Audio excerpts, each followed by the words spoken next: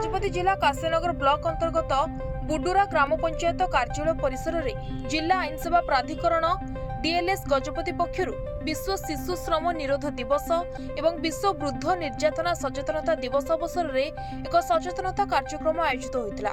यह कार्यक्रमटी गजपति जिला और दौरा जज तथा जिला आईन सेवा प्राधिकरण अध्यक्ष श्री जगदीश प्रसाद महांती निर्देश क्रमे एवं डीएलएस सचिव श्री विमल राउल सभापतित्व में अनुष्ठित होता।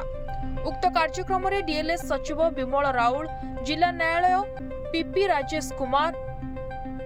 राजेश कुमार मिश्र, बुडुरा ग्राम पंचायत पीओ श्रीमती सुनीता लिमा, सरपंच श्रीमती हेमलता मिसाल, कालू रईत, सहकारी श्रम अधिकारी गजपति एवं काशीनगर थाना आईआईसी त्रिनाथ सेठी प्रमुख उपस्थित रही शिशु श्रम निरोध, शिशुंक अधिकार, वृद्ध मानक सुरक्षा और सम्मान संपर्क में उपस्थित जनसाधारण को सचेतन करथिले।